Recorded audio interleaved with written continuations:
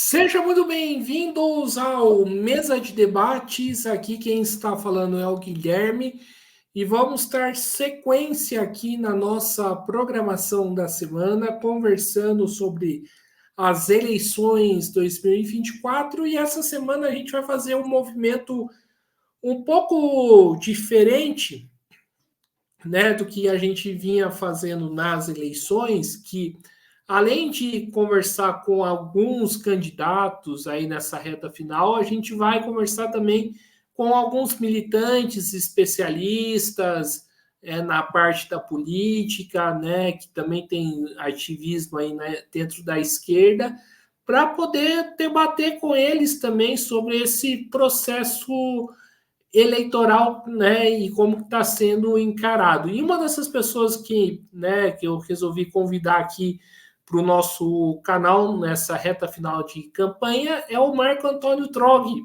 né, ele que é professor aí da Universidade Rural, né, Federal Rural do Rio de Janeiro, né, e vamos bater aqui um papo com ele sobre o cenário eleitoral aí do Brasil e também falar de algumas coisas aí no Rio. Mas antes disso, Marco, peço aí para você fazer sua apresentação. Maravilha, Guilherme. Primeiro, agradecer aí novamente a oportunidade de debater contigo no Mesa de Debates, importante espaço da esquerda independente, importante espaço para os movimentos sociais autônomos aqui do eixo Rio-São Paulo, pelo menos, se manifestarem, interferirem no debate público aí. Parabéns novamente pela iniciativa. Eu sou Marco Antônio Perruzzo, meu apelido é Troghi, como todo mundo me conhece, nos espaços profissionais e de militância. Sou professor de Sociologia da Universidade Federal Rural do Rio de Janeiro e pesquiso nessas áreas envolvendo sociologia e política do Brasil, do lulismo, do bolsonarismo. Estudo também pensamento social e político brasileiro ligado aos movimentos populares, ligado à esquerda. Sou militante do Antissindicato Nacional, militante de base. Também trabalho com formação política na rede de educação popular da Baixada Fluminense, aqui no estado do Rio de Janeiro, na região metropolitana, e tenho já um bom tempo aí de atuação política partidária, Nos anos 90 eu fui do PT, nos últimos anos eu fui do PSOL, até sair em 2022, É um prazer estar com você. Perfeito, ô Marco. Então vamos aí para as perguntas, né? E como que você está vendo aí esse cenário eleitoral? Eu diria que as eleições desse ano, elas são mais ou menos o que se pode esperar delas dentro do quadro político que nós temos. E sob um certo ângulo, o ângulo dos movimentos dos trabalhadores, dos movimentos sociais, autônomos, das lutas políticas. Nessa perspectiva, a gente tem uma eleição que expressa um baixíssimo nível de consciência política, um baixo nível de debate político, porque nós temos propostas estapafúrdias ou genocidas de uma extrema-direita e propostas bastante modestas, de uma centro-esquerda, que é o que temos visível no quadro eleitoral brasileiro, desde que deixamos de ter um partido de massas de esquerda radical, que foi o PSOL até mais ou menos os anos 2018, 2020, A partir de 2022, mais nitidamente, o PSOL, que nasceu contra o lulismo, ele passa a fazer parte do campo lulista, e com isso nós não temos mais uma voz autônoma, mais uma voz independente de grande audiência no plano eleitoral, que era o PSOL. A gente tem partidos, alguns poucos partidos de esquerda menores, especialmente o PSTU, também o PCB e a UP, mas que são mais próximos do lulismo, até ainda que com muitas críticas, mas partidos independentes são pouquíssimos, da luta dos trabalhadores. Não são partidos de massa, são partidos de vanguardas, como é o caso do PSTU, como é o caso de outros setores que estão até apoiando candidaturas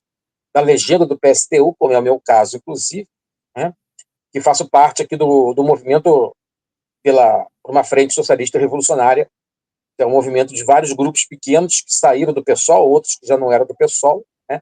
E do nosso ponto de vista, em geral, e do meu ponto de vista em particular, nós temos realmente uma eleição que ou não discute absolutamente nada de relevante, né? Que normalmente é o que a extrema-direita faz, né? No caso do Marçal, em São Paulo, né? Caso de outros candidatos mais ou menos bolsonaristas, né? Que raramente fazem algum tipo de proposta real que tem a ver com as necessidades da sociedade, da população, dos trabalhadores, normalmente são propostas, mas são palavras de ordem relativas aí à mobilização algorítmica, né, pelas redes sociais, pela internet, né? Então, não envolvem algum tipo de debate público minimamente consistente, né? E de parte dos setores progressistas, né, PT e outros da Frente Ampla, liderada pelo Lula, né, nós temos propostas muito modestas, né, de transformação, não digo de transformação, né, de mudança social, ou, né, normalmente são propostas apenas envolvendo a atenuação dos problemas sociais mais urgentes, né? Então, nós temos uma eleição que diz pouco para os interesses mais estratégicos dos trabalhadores e uma eleição em que os partidos progressistas, de maneira alguma, eles trazem para o debate as lutas dos trabalhadores. E nós tivemos importantes lutas dos trabalhadores no primeiro semestre. Nós tivemos várias greves de servidores públicos, né, que enfrentaram a intransigência, foram derrotadas pelo governo Lula, né, que não deu nenhum tipo de recomposição salarial, mesmo rebaixada esse ano, né? O governo Lula 3, inclusive, perseguiu várias greves, né, em maior ou menor grau, e muitas lideranças das greves ligadas ao PSOL ou ao PT traíram a greve, traíram a luta, né, porque são parte do governo com quem negociavam, né? Então nós temos um quadro de extrema dificuldade de a luta nas ruas se traduzir na luta eleitoral, né? O que se traduz na luta eleitoral normalmente são as guerras culturais das redes sociais, né? Nós temos esse quadro geral, portanto, em que várias questões importantes mal são colocadas nas eleições. Várias questões fundamentais dos trabalhadores, dos mais pobres, dos jovens. Talvez a única exceção seja a questão do passe livre. E isso é um efeito poderoso ainda e tardio lá das jornadas de junho de 2013, que fizeram 10 anos ano passado, né? Vários partidos, não só os da esquerda da ordem, né, PT, PSOL, mas mesmo prefeitos conservadores, reacionários, estão utilizando essa bandeira ou aplicações seletivas de passe livre, como é o caso do inexpressivo prefeito de São Paulo, né? Esse é um pequeno exemplo de exceção, em que aparece alguma questão social no meio da balbúrdia, digamos assim, na balbúrdia comunicativa das eleições, que normalmente estão fora da ordem do dia dos trabalhadores. Aparece um pouco mais como algo, digamos assim, algo pitoresco, que pode até mobilizar emocionalmente as pessoas, né? Caso da cadeirada, do Datena, no Idiota do Marçal, mas que, de fato, fica mais num terreno da gozação de esquina, né? Ou do meme na rede social, do que de um debate sério. E esse é um quadro que a gente podia esperar, dada a dificuldade dos movimentos sociais no Brasil construir uma alternativa autônoma, própria, combativa, de luta deles, uma vez que o PT já deixou de ser isso lá desde os anos 1990, e o pessoal deixou de ser isso nos últimos anos. Os poucos partidos que sobraram, eles são muito pequenos ainda. Mas é a tarefa que nos resta de reconstruir uma luta autônoma, uma luta combativa dos movimentos sociais para transformar radicalmente a sociedade. Perfeito. E o Trog, continuando aqui o debate, falar um pouco da esquerda, né?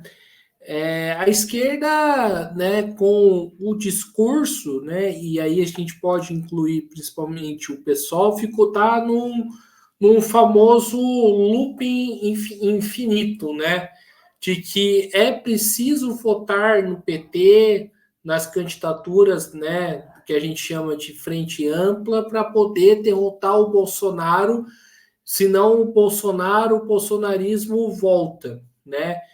Parece que se prendeu nesse loop infinito e esqueceu, né, da luta real. Eu gostaria que você comentasse um pouco sobre isso, né? Com certeza, Guilherme, você colocou muito bem. A esquerda combativa que restou no Brasil, ela mesma foi formada. Eu sou um exemplo disso, e talvez seja o seu caso também. Nós fomos formados na cultura política petista original, que era uma cultura política, no seu início, muito avançada. O PT se construiu realmente democratizando o Brasil desde baixo, a partir dos movimentos sociais. Mas, posteriormente, tendo em vista vários processos históricos e sociais, o PT passou a ser um partido da ordem, um partido apenas de vocalização de políticas públicas, né? Onde o protagonismo deixa de ser dos trabalhadores e seus movimentos para ser de um Estado burocrático e de suas políticas públicas, né? E grande parte da esquerda, né, foi repetindo a história do PT no século XXI. O PSOL é um caso clássico já disso, é um caso de transformismo, para lembrar do Gramsci, de transformismo radical, onde uma geração, e o Gramsci colocava isso explicitamente, em certa passagem dele, dos intelectuais e organização da cultura, que é um livro que o Gramsci nunca escreveu, mas que é um conjunto de textos que editaram dessa forma depois da morte dele, no cárcere do fascismo. O Gramsci falava que gerações intelectuais inteiras do movimento social, do movimento de esquerda, eram convertidas à ordem, eram convertidas a uma gestão burguesa da sociedade, da ordem do capital. Aconteceu isso com o PT, acontece isso com o pessoal, e, portanto, a nossa reconstrução dos movimentos sociais, a reconstrução de uma esquerda no Brasil vai se dar fora desse quadro. Só para dar um exemplo, né, pegar a candidatura Boulos, né? O Boulos mesmo expressa toda a hierarquização social, que mesmo numa versão progressista, expressa toda a desigualdade perversa do Brasil, né? O Boulos é um cara de origem das elites, né? No mínimo de uma classe trabalhadora de altíssimo capital cultural e de alto capital econômico, que se arvorou a ser líder dos trabalhadores sem teto, né? Da população mais pobre, né? Ou seja, é um filho das elites brancas e um homem da por cima que lidera um movimento que tem expressivas quantidades de lideranças, né? Expressivo quantitativo de lideranças que são mulheres negras. E aí esse mesmo movimento, né, constrói essa figura que não tem uma origem de classe, né? Que para muitos é a configuração da chamada tese substitucionista, né? Ou seja, no Brasil e outras sociedades periféricas, as chamadas classes médias, né, que é um termo ruim para nós marxistas, as classes médias substituem os trabalhadores. O PT, quando nasce para romper, porque é o Lula torneiro mecânico, é o Lívio Dutra bancário, enfim, são lideranças operárias que substituem as lideranças pequeno-burguesas de classe média, como era o caso da tradição trabalhista populista, do Brizola, por exemplo.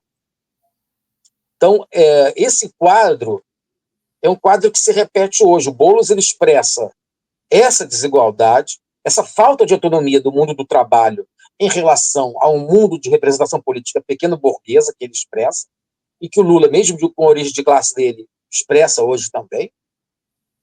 E é só pegar toda a campanha do Boulos, como ele recua em todas as bandeiras, todos os programas, todo um programa que ele poderia ter, ele recuou disso em termos de posicionamento em relação à questão de legalização das drogas, em relação a linguagens inclusivas, ele recua porque tornou-se o partido da ordem. Ele, inclusive, tem entre os seus marqueteiros gente que trabalhou para o iFood, né, contra os movimentos dos trabalhadores plataformizados. Como é que a gente pode votar num Boulos, mesmo no segundo turno, mesmo contra a extrema-direita, se ele tem na sua assessoria gente que trabalhou contra os movimentos trabalhadores? Enfim, esse loop, essa cena, esse looping que você mostrou bem aí, que você exemplificou bem, de uma esquerda que fica girando em torno do lulismo, são os últimos movimentos inócuos de uma esquerda que não consegue se desligar do lulismo. A gente mesmo, no movimento pela Frente Socialista Revolucionária, a gente mesmo ainda encontra essas posições de orbitar o lulismo, para você ver como é que mesmo que gente que saiu do PSOL, gente que busca uma perspectiva independente, ainda raciocina com esse modelo que, enfim, o Lula é um pai dos pobres, como o Getúlio foi, portanto, a gente tem que se aproximar desse campo para poder falar diretamente com os trabalhadores. Só que grande parte dos trabalhadores brasileiros estão com o Bolsonaro também, nem por isso a gente se aproxima do campo bolsonarista. Então a gente tem uma repetição de temas, uma repetição de raciocínios, uma repetição de saídas que são faltas de saída, que são becos sem saídas, que expressam, na verdade, essa dificuldade nossa, que é uma dificuldade histórica, que não é uma dificuldade só da esquerda brasileira. É uma dificuldade da esquerda mundial, é uma dificuldade que só vai ser superada com novos movimentos sociais, novos movimentos trabalhadores, movimentos esses que têm aparecido no Brasil.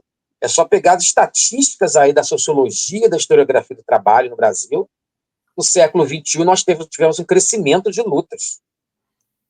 Tivemos crescimento de greves, crescimento de protestos, que resultaram, inclusive, em 2013, na jornada de junho, que resultaram na grande greve geral, na grande marcha sobre Brasília no governo Temer.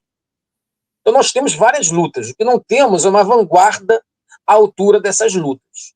E realmente só uma nova vanguarda que vai se formar a partir desses experimentos de lutas que os trabalhadores estão fazendo e que vão fazer mudar o quadro eleitoral. Enquanto isso, numa eleição como essa, a gente tem que priorizar, trazer para o debate as lutas dos trabalhadores, as lutas da juventude, como alguns candidatos fazem, especialmente os candidatos que saem pelas legendas do PSTU, candidatos que são muitas vezes do Movimento por uma Frente Socialista Revolucionária, ou candidatos do próprio PSTU, candidatos dos outros agrupamentos que estão se aproximando do nosso movimento por essa frente, com o caso de correntes importantes que também saíram do pessoal, como o CST.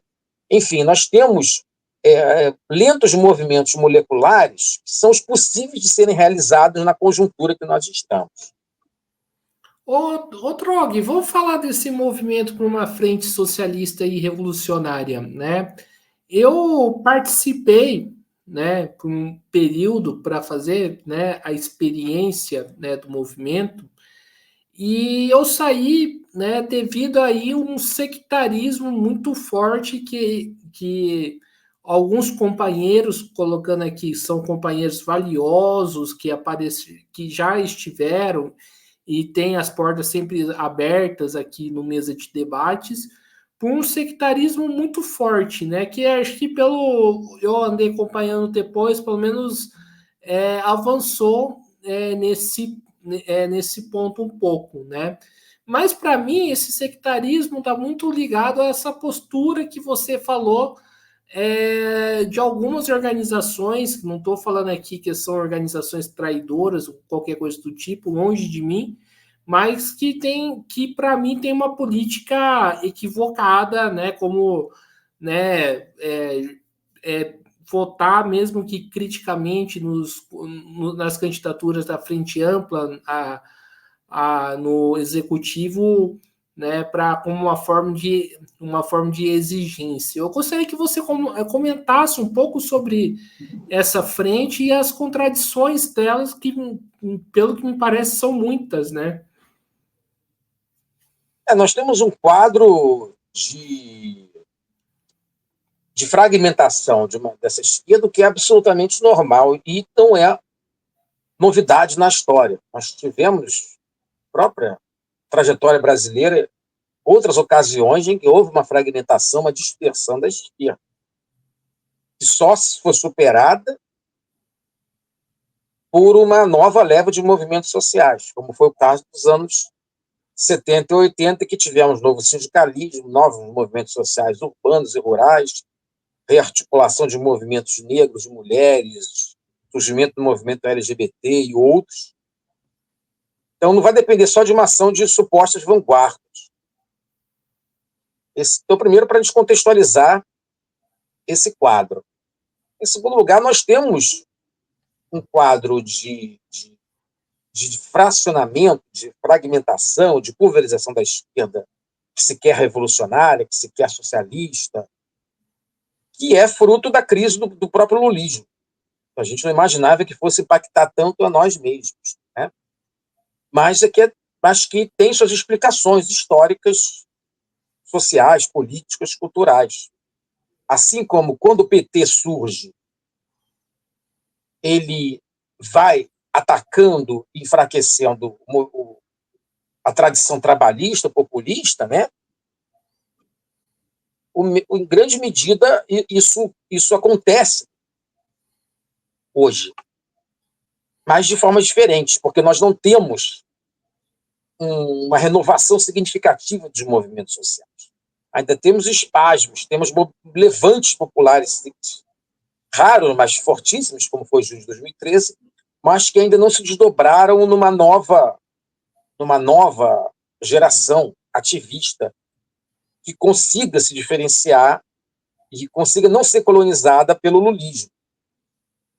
Na verdade, o PT, quando entra em crise e deixa o aparelho de Estado com o impeachment da Dilma, ele se volta para a sociedade civil que ele tinha em grande medida abandonado e se volta para atacar os grupos que ameaçavam a sua hegemonia. O próprio PSOL, que é derrotado e torna-se um satélite do PT, e outros setores independentes de maior envergadura político-ideológica, como o caso do PSTU, foram fortissimamente atacados, foram cerceados.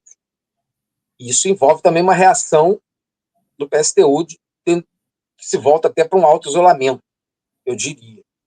E por isso que o PSTU, por exemplo, não participa de um movimento pela frente socialista revolucionário, assim como alguns outros poucos grupos não participam, ou não têm nem conhecimento, porque não estão voltados para um debate, um diálogo, construir um campo de diálogo, de reunificação de uma esquerda.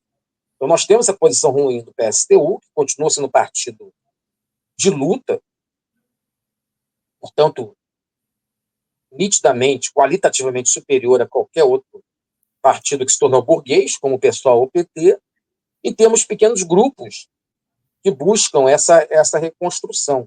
Alguns deles, como você falou, têm essa posição ainda de, no campo eleitoral, orbitar o PSOL, né, nem o PT. Mas o PSOL hoje faz parte, como você colocou bem, dessa frente ampla que não traz mais as lutas populares para o campo eleitoral e, pelo contrário, reprime, desarticula, coopta lutas. Só vê, né, o que aconteceu com parte do movimento contra a escala 6x1, que foi capturado também pelo eleitoralismo do PSOL. Então, nós temos um quadro de fragmentação que o Movimento pela Frente busca superar, que envolve esse diálogo, que envolve essas posições diversas e que, para minha surpresa também, envolve ainda posições que eu achava que, ao sair do PSOL, estariam superadas, mas ainda não estão. Mas, enfim, é um debate legítimo que a gente tem que fazer com clareza e também com firmeza para a gente conseguir avançar. Isso, de alguma maneira, interfere, eu diria, no campo eleitoral, porque a nossa influência é pequena, mas importante de ser demarcada, seja em candidaturas pela legenda do PSTU, em São Paulo, no Rio de Janeiro, em algumas outras cidades, porque são expressões da luta e são vozes para serem ouvidas e são elementos de rearticulação dessa esquerda e de articulação de movimentos sociais para que a gente possa retomar ou reiniciar um ciclo de lutas mais estável, mais coeso. A gente imaginava, a partir de 2013, que estávamos iniciando um ciclo de lutas desse tipo e que ele teria durabilidade, mas eu diria até que foi uma certa ingenuidade nossa, porque muitos outros ciclos de luta fortíssimos em outros países, eles também, pela própria lógica da luta de classes, eles envolvem uma reação conservadora muito forte.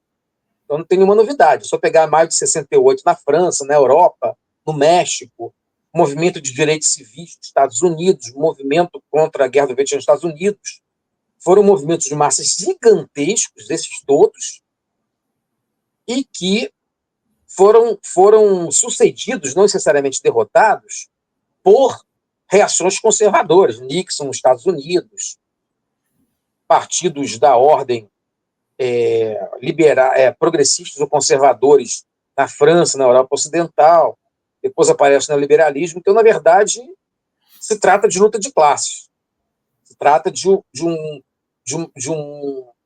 uma luta que envolve, de um modo geral, um setor burguês conservador, que muitas vezes é liberal, um setor burguês que se coloca como progressista, na verdade, não é de esquerda, é nacionalista meramente, que hoje é o PT, e uns setores de esquerda que, quando estão desvinculados de um movimento de massas fortes, eles ficam muito minoritários, como somos hoje.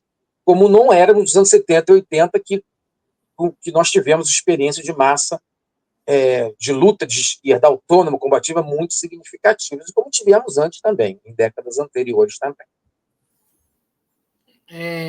Perfeito.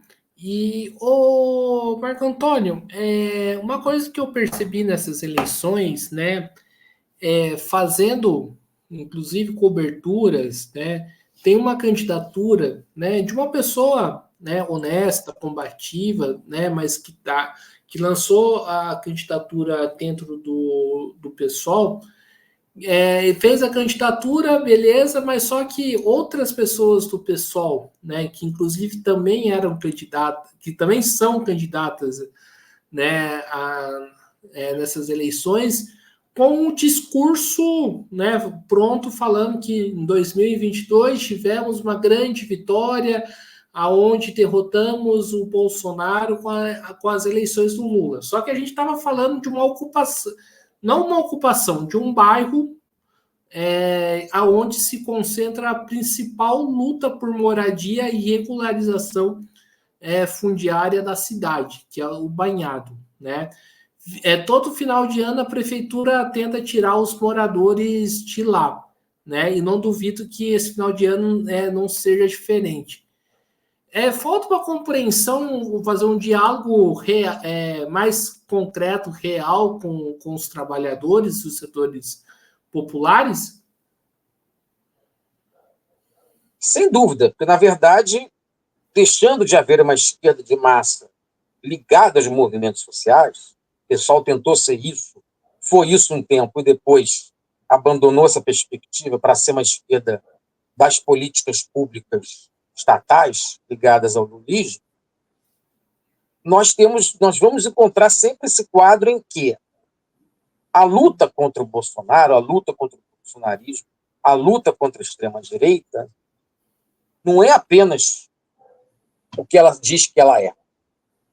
A luta contra a extrema-direita é também uma luta, essa sim, bem-sucedida, para eliminar uma perspectiva socialista e revolucionária no Brasil. Então, quando a gente fala de priorizar uma luta contra o Bolsonaro, nós estamos deixando de priorizar a luta dos trabalhadores, seja contra o Bolsonaro, seja sob governos do PT. E, portanto, essa armadilha, esse é o dilema da esquerda que deixou de ser esquerda. Da esquerda, por exemplo, do pessoal que assume a reitoria da UERJ, aqui no Rio de Janeiro, e que criminaliza, chama a polícia militar para desocupar violentamente uma ocupação estudantil, que muitos deles, quando eram mais jovens, defendiam esse tipo de repertório. Volto a lembrar do Gramsci. A pessoa, quando vai envelhecendo no sentido social e político, ela vai assumindo posições mais conservadoras, não no sentido mero senso comum, mas no sentido da acomodação à sociabilidade burguesa. E tudo que se falava antes deixa de ser praticado depois, especialmente quando essa esquerda penetra no aparelho de Estado, por meio das eleições, normalmente. Quando ela é cooptada pelo Estado burguês, porque esse Estado que está aí é um Estado burguês. Então, esse dilema dessa esquerda que deixou de ser esquerda envolve esse moto contínuo que você mencionou. Ela fica girando sobre si mesma, tentando explicar a sua própria mudança de posição, que ela não assume, e, na prática, deixando de expressar interesses dos trabalhadores e estando numa frente ampla do PT, em que o Lula 3 é presidente, nós estamos na gestão Lula 3, é uma gestão do ajuste do arcabouço fiscal, uma gestão de retirar direitos dos trabalhadores, de fazer arrocho salarial, de diminuir as verbas para os serviços públicos. É só pegar o orçamento das universidades públicas federais. Elas estão ainda sob o tacão, não do arcabouço fiscal de Lula Haddad. Estão ainda sobre o tacão da antiga lei do teto, do Temer, porque as verbas das universidades públicas caíram com o Temer, continuaram caídas com o Bolsonaro e não cresceram com o Lula 3. Então, na verdade, ainda estamos como se estivéssemos, em termos do orçamento das universidades federais, estivéssemos sob Temer, mesmo já passando por Bolsonaro e agora sob Lula. Ou seja, é um governo burguês progressista dentro do possível, que é o Lula 3, um governo progressista muito mais da boca para fora. É só ver como é que foi a reação ao PL do aborto, o PL dos estupradores, proposto pela extrema-direita. O Lula ficou calado, o Ministério do Lula ficou calado, a ministra da Saúde do Lula ficou calada. Quem falou foi o movimento social, foi o movimento de mulheres, e que foi para as ruas, que antes das ruas, já nas redes sociais, enfrentou a extrema-direita. Não foi o governo Lula que enfrentou a extrema-direita. Ou seja, além de tudo, isso é inócuo. O discurso de que se enfrenta a extrema-direita, ainda por cima inócuo quando se elege governos de frente ampla. Mas, enfim, nós temos realmente esse quadro em que muita gente que veio da esquerda, que militou com a gente, já está do outro lado, está do lado de governos que reprimem os trabalhadores, que desarticulam as lideranças, desarticulam as organizações, que cooptam os movimentos sociais e que não dão respostas para as suas lutas, as suas reivindicações. Essa é a sina de quem era de esquerda e agora, por estar no PSOL ou no PT ou na sua órbita, está encontrando esse papel histórico nefasto para cumprir. Volto a dizer, sempre que se fala luta contra a extrema-direita, ela é muito mais um discurso eleitoral e das redes sociais. Tanto que estamos vendo, né, o Brasil queimando nas últimas semanas. Já estamos há 2 anos de governo Lula. É óbvio que o governo Lula não fez as queimadas. Quem fez é o agronegócio, não foi só o bolsonarismo. Quem fez são os setores mais atrasados do capitalismo brasileiro, mas que são vinculados aos setores modernos. E o governo Lula 3 é vinculado a esses setores atrasados e setores modernos. O governo Lula 3, governo que fez o maior plano safra da história de apoio ao agronegócio. Então, tem toda a responsabilidade também na crise climática atual no Brasil. Então, a gente tem esse quadro clássico de enxugar gelo. É votar, quem decide por esse caminho, que você colocou muito bem, decide votar num progressismo que não tem nenhuma capacidade de resolver os problemas. Ele desacelera alguns problemas, na melhor das hipóteses, e realimenta esses problemas para pior no médio e longo prazo. Por isso que é necessário a gente ter autonomia no pensar, autonomia no militar, para poder construir alternativas diferentes a partir de uma frente de esquerda revolucionária socialista, de todos os grupos que não baixaram a cabeça para o lulismo, continuam do lado dos trabalhadores, mesmo que isolados, mesmo que perseguidos em suas redes de sociabilidade, em suas redes de contato, mas é esse o nosso papel histórico, é sempre estar do lado dos trabalhadores para estarmos presentes em novos momentos de ascensão das lutas populares.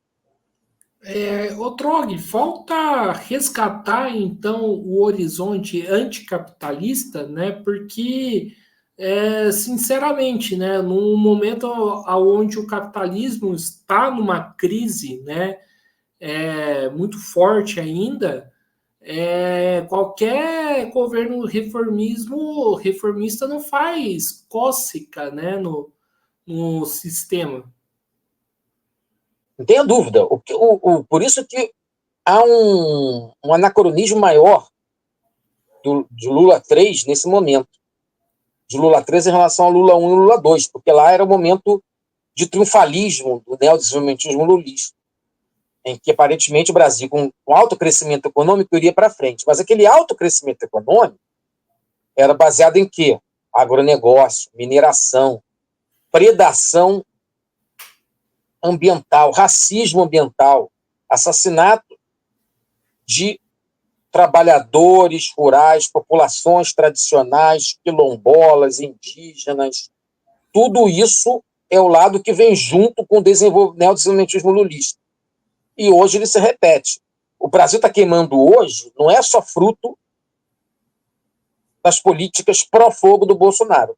É fruto do apoio ininterrupto do lulismo ao agronegócio, à mineração, à extração petrolífera. Tudo isso é o capitalismo, nosso capitalismo periférico, predando o máximo possível o ambiente.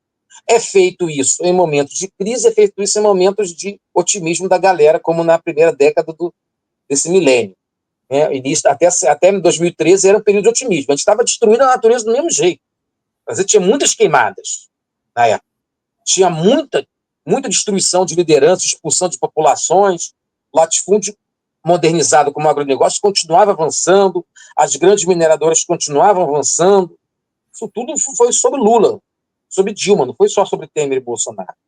Então é bom a gente pensar. A gente fez um monte de políticas públicas e faz com os governos do PT fizeram um monte de políticas públicas com superávit que eles conquistavam com o agronegócio, com exportação de soja e de minérios para a China. Então não é só... O quadro que nós temos hoje não é só fruto dos anos que a gente chamou de sombrios, né? É fruto dos anos que a gente achava que o Brasil ia dar certo com o reformismo ou o pseudo-reformismo lulista. É bom a gente ter isso em conta, porque senão a gente faz uma divisão falsa, né, entre o Brasil moderno do Lula e o Brasil atrás, que é o Brasil do bolsonarismo, né, numa visão dualista. Esse Brasil ele é interligado. A grande indústria é interligada ao agronegócio. Os empregos formais são vinculados na reestruturação produtiva aos empregos informais. Não tem diferença entre capital financeiro e capital industrial. Nunca teve, pelo menos no Brasil do século XX. Então tem muita gente que coloca a conta só no agronegócio, ou só nos evangélicos, ou só nos militares, ou só no negacionismo. Né? O problema, como você colocou bem, é o capitalismo brasileiro que só pode ser dessa maneira. Mesmo com uma fachada bonita de políticas públicas lulistas, por baixo dela a gente estava destruindo a natureza, avançando sobre territórios quilombolas e indígenas, com o aumento da violência nas grandes cidades, que se dá desde Lula e Dilma, não aparece só com Temer e Bolsonaro. Então nós temos que ver uma realidade empírica que os trabalhos científicos mostram, não com o discurso lulista que colonizou, inclusive, o campo acadêmico, o campo científico brasileiro, em grande medida. Trog, né, falando aí, né, dessa frente socialista, né, algumas perguntas. Não sei se você acompanha o exemplo da Argentina, mas Se sim, o que a Argentina tem para ensinar, né, sobre a unidade dos revolucionários e também, né, no enfrentamento real, né, contra a extrema-direita, no caso lá é o governo Milei? Uma boa questão. Eu tenho informes contraditórios, muitas vezes, da Argentina. Não é algo que eu acompanho muito. É claro que qualquer iniciativa de diálogo, de unidade na luta entre vários setores, quando falo unidade na luta, não só eleitoral, principalmente nos movimentos sociais, é uma iniciativa válida, importante. Mas essas iniciativas, elas só têm um significado histórico e uma potência política maior a partir de uma movimentação popular grande. Senão virão só, muitas vezes, articulações de vanguardas, que são importantes, mas que têm um papel limitado. A gente entende o papel importante das vanguardas, mas, como diz o marxismo original, a transformação da sociedade é obra dos próprios trabalhadores, né? Não de lideranças que se entendem como tais dos trabalhadores. Então, eu acho que tem iniciativas importantes na Argentina e em outros locais. Eu diria que, nesse aspecto, o Brasil está bastante atrasado. Eu acho que o estrago que o lulismo fez é muito grande, não só pela agência do lulismo, mas pela própria responsabilidade da esquerda, que deixou de ser esquerda, em grande medida, iludida com as possibilidades de diálogo com o lulismo. Mas eu acho que o quadro na Argentina também é terrível, porque o progressismo lá, que era o peronismo, né, foi amargamente derrotado pela extrema-direita. E não poderia ser de outra maneira, porque o governo progressista de plantão tinha lá mais de 100% de inflação por mês. Como é que vai impedir um avanço eleitoral da extrema-direita com uma inflação desse tamanho? Isso aí é de responsabilidade do próprio progressismo lá. Ainda bem que temos uma esquerda independente lá. Isso é fundamental, e esse é o exemplo que eu acredito que a gente possa aprender boas lições deles, como você colocou. Mas é um quadro, volto a dizer, terrível na Argentina. Em muitos lugares do mundo, a extrema-direita ganha, mas ela ganha sempre de modo relativo. Agora, na Áustria, ganhou, foi o partido mais votado, mas não tem ninguém que vá se aliar com eles, provavelmente. Então, ela é muito minoritária, a extrema-direita ainda. Agora, seja uma força que, isoladamente, seja a que tenha mais elan social, que ela mais se vincula a uma indignação das massas populares. Deveríamos ser nós da esquerda, mas grande parte de nós deixou de ser esquerda para defender a democracia liberal burguesa. Então, realmente, o quadro não é positivo. Na medida que estamos à frente na Argentina, eu acho que esse é uma lição importante para a gente ter em conta. Certo. E o Trog, eu penso o seguinte, né? Aí é uma opinião pessoal minha, do Guilherme, de que seria importante ter um encontro, né? Claro, não somente das candidaturas em si, mas um encontro, né? Das candidaturas e da base dessas candidaturas da esquerda independente, né? Não seria de bom tom ter pelo menos uma atividade para tentar chegar, vai ver se tem algum ponto em comum para uma atuação futura? É verdade, concordo contigo. Eu não sei em São Paulo. No Rio de Janeiro, o Movimento pela Frente Socialista Revolucionária apoia duas candidaturas. E a gente teve, enfim, alguns encontros que dialogamos sobre essas duas candidaturas, mas realmente não tivemos fôlego para fazer algo regional mais significativo, justamente por conta desse quadro de fragmentação, quadro de sectarismo, né, entre vários setores. O PSTU, o PCB não conversa com o PSTU, nós temos também a UP com posições muitas vezes dúbias. Na eleição passada, nós conseguimos fazer o debate no Rio de Janeiro com as candidaturas do PSTU, do PCB e da UP. Mas agora, nesse ano, tendo em vista que o PCB está apoiando o PSOL, e nós não conseguimos articular isso. A gente mesmo, no plano de candidaturas proporcionais para vereador, nós tivemos alguma articulação, mas não tivemos essa iniciativa mais ampla, que eu concordo plenamente contigo. É uma ideia, uma formulação importante sua. Não dá tempo, infelizmente, de fazer isso no primeiro turno, né, os candidatos proporcionais, né, mas eu acho que é uma questão para a gente colocar para momentos próximos, né? Bem lembrado. Perfeito. E outro, falando um pouco aí do Rio de Janeiro, né? No Rio de Janeiro a gente tem, né, pelo menos 40 não, uns 35% aí da esquerda carioca apoiando uma candidatura de direita, né, do Eduardo Paes. Nós temos esse quadro que era, na verdade, uma repetição do quadro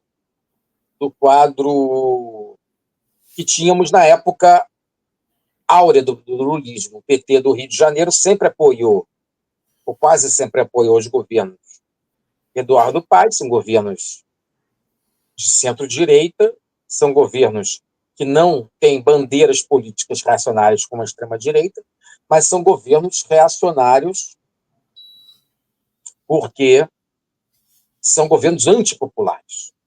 Eduardo Paes foi o governo que mais removeu moradores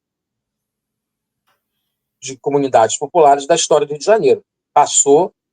Ultrapassou o Carlos Lacerda, que era a grande referência histórica da direita carioca do século XX, era o grande rival do Vargas. E, enfim, o Eduardo Paes superou isso, sempre com o apoio do progressismo.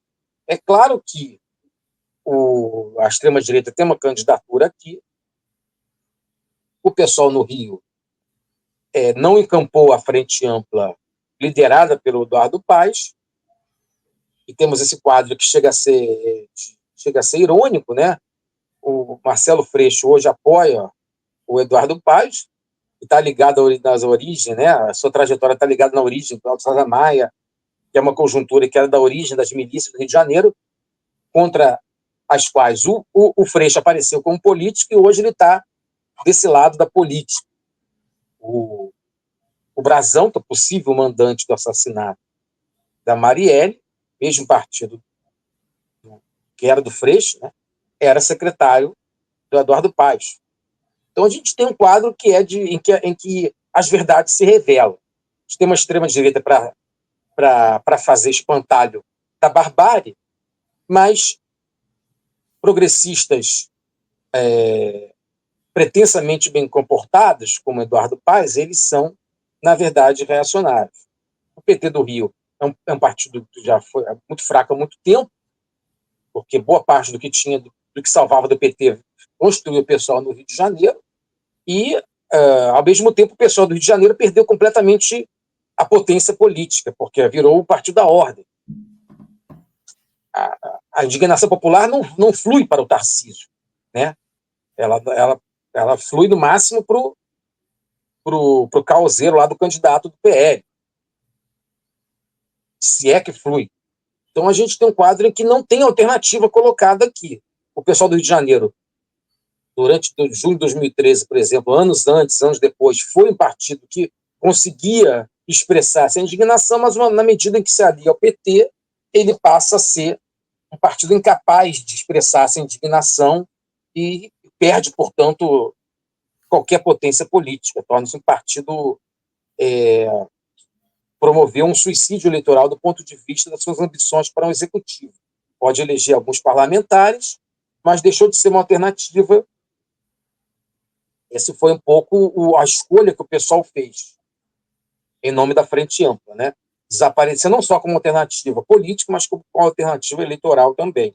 E é um pouco o quadro do Rio de Janeiro, onde tem uma tradição governista muito forte, mais forte até do que São Paulo. Então, o bolsonarismo está fora da coalizão do poder, mas não consegue ameaçar essa coalizão, porque é uma frente ampla que inclui muita gente. a do Eduardo Paes, né? Desde bolsonaristas que estão apoiando o Paes no campo evangélico, caso do Ottoni de Paula, se não me engano, parlamentar, e ao PT. Né? O Ottoni de Paula, até que sacanagem, tirou uma foto com a do Paes junto com o Freixo, né? Para poder forçar o Freixo a explicar como é que ele mesmo sujou a sua trajetória e jogou a trajetória dele na lata de lixo da história, né? Como dizem os trotskistas, né? Certo. Trog, eu estou viajando muito ao afirmar que o pessoal só lançou uma candidatura independente porque teria muita crise se apoiasse o Eduardo Paes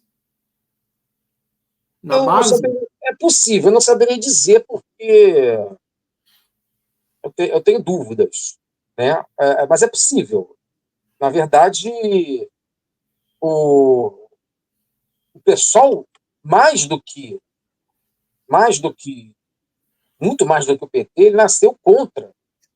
O pessoal nasceu em geral contra o PT, contra a direita em geral e contra o PT. Então, o pessoal nasce do PT em grande parte, né? E o pessoal do Rio nasceu contra essas gestões conservadoras com imagens relativamente progressistas, como é o caso do Eduardo Paes. Então, para o pessoal apoiar o Paes, seria realmente um araquiri político muito, muito descarado. Eu tenho dúvidas se apoia a curto prazo por conta de necessidades eleitorais.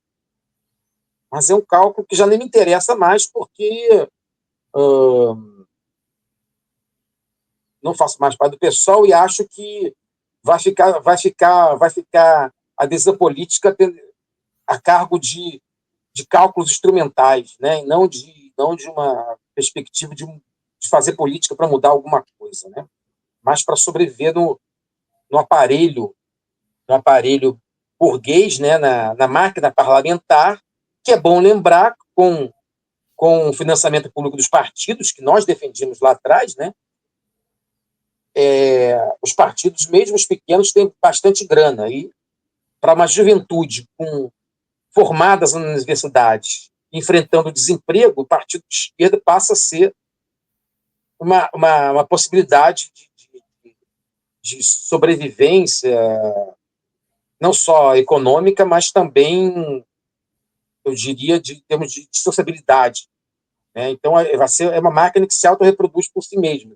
Isso só vai mudar quando tivermos alterações nas lutas, alterações até no próprio aparelho político, parlamentar. Enquanto tiver hoje, os partidos tiverem de financiamento público de esquerda, eles ficarão muito tensionados por essa cooptação financeira num quadro de desenvolvimento desigual e combinado do Brasil, em que a gente tem muita gente com graduação, mestrado, doutorado e poucos empregos, porque hoje tem uma desindustrialização do país, né?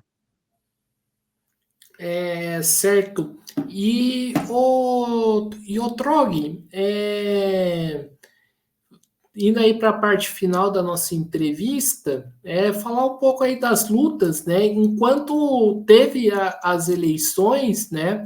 Tiveram importantes lutas, inclusive lutas a âmbito federal, né? Como a greve dos servidores ambientais, do IBAMA, do ICMBio, mas também, por exemplo, a importante greve que teve dos Correios. Como que você viu essas lutas, né? E como que as candidaturas à esquerda, né, atuou sobre elas ou não atuou? Uma questão importante que você colocou, e eu comecei, inclusive, com essa questão. Como é que a gente tem dificuldade de ver as lutas dos trabalhadores, dos servidores públicos, lutas de trabalhadores de aplicativos, lutas de mulheres, como é que elas aparecem nas eleições. Eu acho até que, do ponto de vista do movimento de mulheres, do movimento negro, movimentos indígenas, existe uma potência momentânea disso se expressar pelas eleições, ainda que seja para domesticar essas lutas. É só a gente ver a ministra do Lula, né, Sônia Guajajara, o que significa ela para as populações indígenas no Brasil. Praticamente nada, só serve para passar pano para o Lula, do quanto ele não segue as reivindicações, não atende as reivindicações dos indígenas. Mas existe essa potência dentro de certos parâmetros.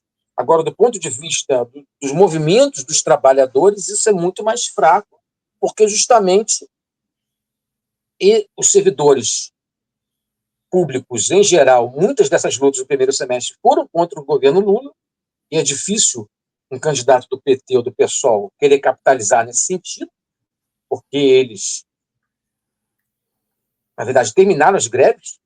A liderança do PT e do PSOL é combater essas greves, seja por repressão pura e simples judicial, aplicando multas a sindicatos, ameaçando cortar ponto de trabalhadores em greve, seja cooptando essas lideranças, seja fazendo essas lideranças que são do PT e do PSOL obedecerem ao governo e não ao sindicato para o qual foram os eleitos.